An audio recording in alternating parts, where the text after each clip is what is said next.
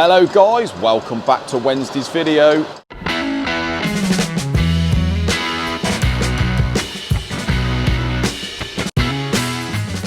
So first of all guys, cracking on with the Figaros today. So as you can see guys, this Figaro block, the first one, we've blasted it in the soda blaster. I've rough bored it, I've got to hone it. But you can see there, we put one 3/1000 cut on before this cut. And you can see round the liner where it hasn't cleaned. So this one here is basically sank in the middle. The liners have sank compared to the outside of the block. At least 3/1000, because we put a 3/1000 cut on the outside of the block. And it still looks like with this 3/1000 cut, that over this area, it's only just cutting. So we're gonna have to give it at least another couple of thou. So that'll be 8/1000, which means we're either going to have to inform the customer, or we might have to take sort of 8/1000 off the top of the pistons. I'm not sure on the gasket thicknesses for these, but yeah, it just goes to show that this one's definitely got hot in the past, but it's a typical trait really of this type of motor with the semi-wet liner, if you like, or the open deck. So there you can see, even with 6/1000 off guys, you can see where it hasn't cleaned in the middle, so that has been blowing a gasket good and proper, and there's no way that would have held head gasket if you didn't face the block. So not sure on the history, but even if it hadn't have blown a gasket, that's why we always face the blocks no matter what these days. So guys, I've started to strip this Cosworth here, pretty much done now. Got all the bits here, started to clean a few bits up, but we're going to come back to that in a moment. Just going to head over to the crank balancer. Isaac has got another one of those Subarus, I think. Hi buddy. Oh yes mate, got another Subaru. Well, it's the same Subaru crank, but yeah, some Volkswagen T25 flywheels and clutches. Nice. Yeah. So this is this a conversion they do with the Subaru engine in the... Yeah, I think they put EJ25s and EJ20s, like the naturally aspirated ones, in the old campers. Does that a mean bit better engine, I think. Can that convert you to a camper then, can it? Because it's got the Subaru motor in. Shouldn't think so. So using a dummy crank here, we just rough that one out. Yeah. Make sure it's balanced, and then they send 2 or 3 at a time, don't they? Yeah, Flywheel and clutches. Yeah. These are the ones that we had recently where they were out of balance, is that right? Yeah, well the problem was with the flywheels, but it weren't the flywheel themselves, as in the rotating, like the rotation of them. Yeah. It was once you bolted the clutch to it, the holes for the clutch were drilled like a mill off centre. I see. What about the dowels? Well, the dowels must have been about a mill off as well, because it all fit on perfect. It just, the way I noticed it was the edge of the clutch was closer to the edge of the ring gear on one side than it was the other. Oh, I see. So it's not the actual flywheel that's out, which is a good thing, because that means that the starter motor is going to be okay. Yeah. But it's just the clutch on the flywheel is a marvel. It's basically, yeah. So, oh, I see. Yeah, it's not really the clutch itself. It's not really the flywheel. It's just the way that the holes are drilled. So are they new flywheels? They are, aren't they? I think they're new, yeah. Yeah, I think they do quite a lot of them. They must do lots of conversions. Great. Yeah. Not good if you just buy one of these and stick it on the car though, is it? No. Not terrible. Ideal. Well, they were having all sorts of problems with them, weren't they? Yeah, I suppose, yeah. Juddering and... So that's a good idea really. Why, even if you buy an expensive flywheel and clutch, you should get them balanced no matter what, on a dummy crank or your own preferably. Yeah. But it's not so easy to get your own crank out the car, so lesson learned. The Cosworth is stripped pretty much. Nice. What have we found, mate? What conclusion have we come up with it? So the story is with this, the guy bought it's an Escort Cosworth, but it's a rear wheel drive conversion Escort. Yeah. We all know that the Escort Cosworths originally are 4-wheel drive. This is a 205 block with a 2-wheel drive head. So I'm assuming that what they've done is took an Escort Cosworth shell, put a Sierra rear wheel drive, engine, box, all the running gear into the Escort, and away you go. Bob's your uncle. So the car is being restored. Yeah.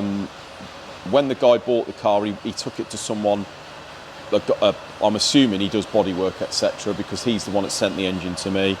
And by the sounds of it, when they got into the car, it was a lot worse than first apparent, which is the usual story, isn't it? Yeah. We all know how bad these Fords can get. Yeah. So by the sounds of it, they ended up reshelling the car. But it's all the extra bits on these Escorts now that are just impossible to get hold of, like interior, etc. So the way they've decided to go with it is a little bit like the E30, but more sort of road going. So they're going to put like a digital dash in it, flock dash, all them trick bits, make it a bit racy. Yeah. And he's just going to go and enjoy the thing. Yeah. So sounds good. Not really any history with the engine, although he said the turbo was no good. Right. It's a T34 turbo with a 0.63 back housing. So in a good state, this thing's probably good for 420 horsepower. Not bad. But we're going to get that picked up tomorrow from Turbo Performance, and they're going to check that out. We're going to be hybrided in that. Lively. Definitely. So the engine, bit of an unknown, but we can always tell, sort of come up with a story once we've stripped it, can't we, and measured everything and where we are with it and what's really been happening. Now this thing has run, but it looks to me like it hasn't done many miles at all. Right, so it's fairly recent build then. Well, don't know about recent. The car's been sat for a long time, but it's fairly fresh, let's say that. Usual story, mate. All been done. Not quite done properly though. So starting off with the pistons, it's 0.5 pistons. They all look pretty fresh to me, the pistons. Yeah, they don't look like they've been they don't look too bad, do they? The bores look really good, very, very fresh. Although measuring them, if we measure them, mate, we'll set this to 0. 0 is including our plus half a thou that we normally give the Cossies. Right. On a 0.5 piston. So if I just stick that up the bore, you can see it's 3 thou off the 0. So you're probably running about 5 thou running clearance in that. That one there's 3.5, and it's fairly consistent throughout, 2.5. So what would you normally running clearance wise? We set that on the 0 would be the original running clearance. Oh right. Which is about 2.5 thou, and then we give it another half a thou. Oh yeah, I see, on the standard pistons, and that gives you half a thou's not enough for it to cause any issues or any slapping. We do that on a lot of pistons, don't we? Yeah, yeah. But it just gives you that little bit extra clearance if you're going to be up in the boost, etc. So we're running on this a consistent sort of 2.5, 3.5 thou, which tells me it's not wear because it's all throughout. So I think they bored it. I don't know whether they've either set the gauge wrong, but they bored it wrong basically. Right. So unfortunately, if it was on size and we could go out half a thou, then I would probably do that because the bores are good. But we can't do that, so we're going to have to go to 1 mil on that block. Rods look like they've been sized. Haven't measured them yet, but they look like they've had a hone up on whether they have been sized. Yeah. Nothing's been balanced. The head face is in really good order. There's no welding or corrosion or anything, so that's really good. But feeling the guides with the springs and that still in, there's plenty of play in the inlets. Pretty standard then. Well, yeah, usually it's more on the exhaust, but the inlets are worn. So whether they stuck a set of exhaust guides in, I don't know. But number 2 piston is wet on the top of the piston, so something's been happening there.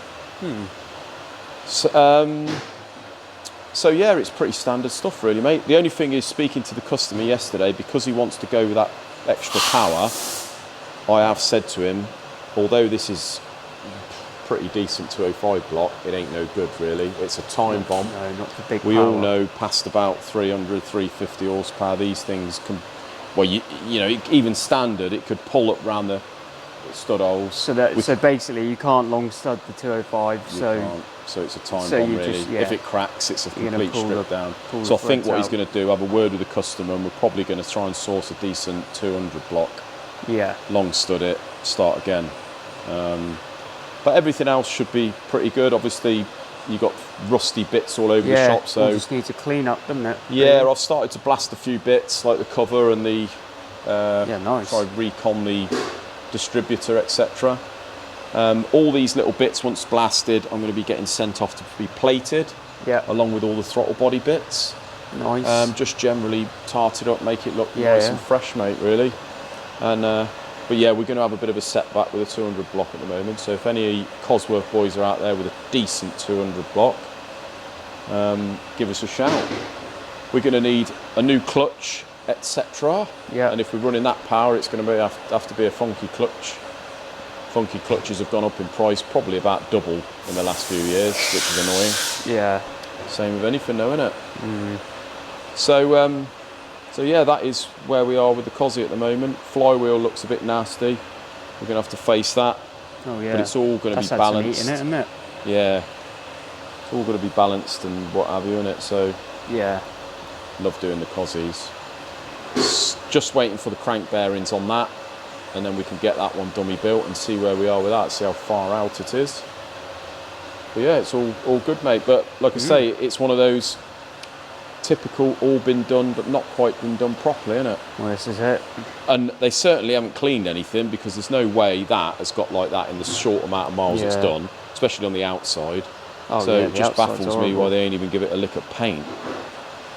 Unless it's been lining, unless it was done and been lying in a garden for God knows how long, but unlikely.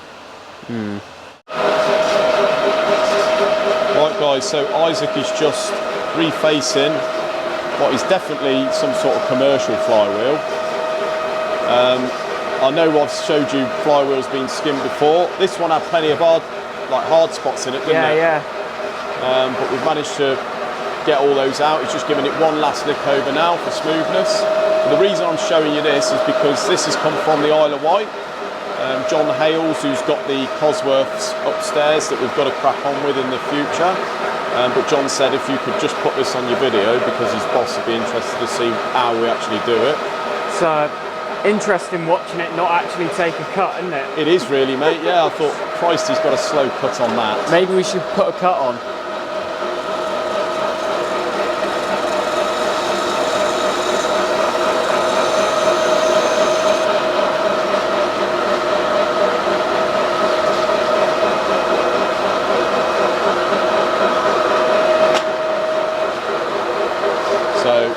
What have you put on there, mate? 5 thou or something? About 3 thou. 3 thou. And you can see there,